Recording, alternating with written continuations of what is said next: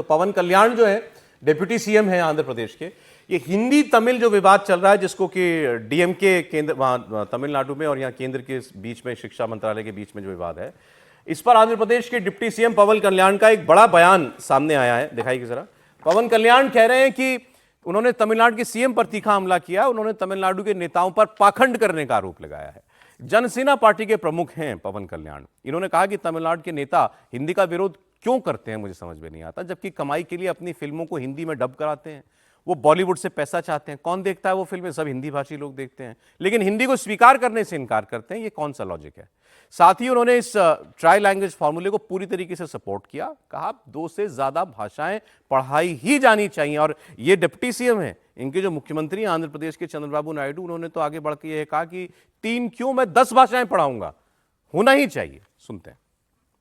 अरे इनका बयान नहीं है सर, हाँ सॉरी, बिल्कुल आंध्र प्रदेश को, इनको भी तेलुगु से उतना ही प्यार होगा जितना उनको तमिल से प्यार है स्टालिन साहब को, लेकिन इनको तो ऐतराज नहीं होता है, तो कहते हैं पढ़ाओ। ऐतराज जो बात पवन कल्याण ने कही है वो बिल्कुल ठीक बात है। और फिर आज मैं बार बार कह रहा हूँ कि भाषाएं जो हैं वो दरवाजे खोलती हैं आपके अपॉर्चुनिटीज़ के, अपॉर्चुनिटीज़ के डोर्स जो है वो भाषाएं खोलती है। और हिंदुस्तान में आप राजनीति करें, व्यवसाय करें, सरकारी जॉब में आप आईपीएस हैं, आईएएस हैं, तो आईएएस एक दिन तो तमिलनाडु में होता है, एक दिन दिल्ली में होता है, एक दिन उत्तराखंड में होता है।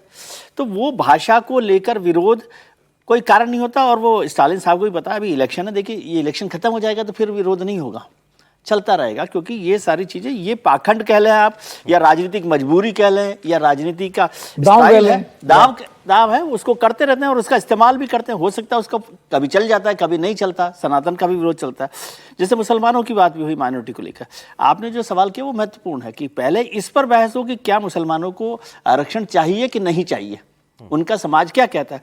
अब यदि हम 2005 की उस रिपोर्ट पर ही चले जाएं, सच्चर कमेटी की रिपोर्ट से क्या हम आगे बढ़ें? इस सरकार ने या किसी सरकार ने कोई ऐसी रिपोर्ट तैयार की कि भाई आजकल स्टेटस क्या है? वैसे तो पूरी इस सरकार ने तो अभी पूरे देश का स्टेटस नहीं बताया, शायद उनको भी नहीं पता है कि क्या है, क्योंकि जनगणना हुई नहीं है। तो वो चल रहा है। दूसरी बात, रविशंकर जी ने एक बहुत अच्छी बात कही कि ये कॉम्पिटिटिव पॉलिटिक्स का हिसाब है। क्योंकि कॉम्पिटिटिव पॉलिटिक्स होती है तभी वो देवेगौड़ा साहब के साथ रहते हैं जिन्होंने पहले आरक्षण किया कर्नाटक में, है ना। और कॉम्पिटिटिव पॉलिटिक्स होती है, हाँ। और फिर महाराष्ट्र तो याद है, ये तो 6,000 रुपए पे आप नाराज हो रहे हो। मतलब 18,000 बढ़ाया था उन्होंने, 16,000 रुपए, 16,000, 8 से 18,000 रुपए। तो वो इस बात से मैं सहमत हूँ कि रविशंकर जी जानते हैं कि ये कॉम्पिटिटिव पॉलिटिक्स का जमाना है और उसमें वो साहब। अब राहुल गांधी की बात करें सर, क्योंकि बाबा 1 मिनट रह गया। प्रोग्राम में ये हर्षवर्धन जी ने सवाल उठा दिया था कि राहुल गांधी की होली की तस्वीर नहीं, हर्ष जी का प्रिय विषय है राहुल गांधी है। तो अब रविशंकर प्रसाद कह रहे हैं कि मुझे, मेरी जो मालूमात है वो 22 दिन बिता चुके हैं पिछले कुछ वक्त में वियतनाम में, नए साल पर भी वियतनाम गए थे, होली पर भी वियतनाम है। ये रविशंकर प्रसाद कह रहे हैं, हम नहीं कह रहे। जवाब मिल गया आपको? नहीं, जवाब तो मिल गया, लेकिन अगर ये जवाब है तो देश के लिए, और देश के लिए तो बहुत दिक्कत नहीं होगी, क्योंकि जाहिर है लोकतंत्र है, यहाँ एक पार्टी धीरे धीरे खत्म होती जाएगी, हाशिए पे जाएगी, उसकी जगह दूसरी आएगी। लोकतंत्र में बहुमत से सरकार चलेगी, मोदी जी चला ही रहे हैं। लेकिन नेता विपक्ष हैं, वो इस देश के विपक्षी स्वर के लिए वो कितना खतरनाक है कि राहुल गांधी जी को जब अवसर मिलता है वो देश छोड़ के निकल लेते हैं। कोई कह सकता है, कई बार जब हम कहते हैं तो कभी कभी हो सकता है भाई जाए, कोई दिक्कत थोड़ी ना है।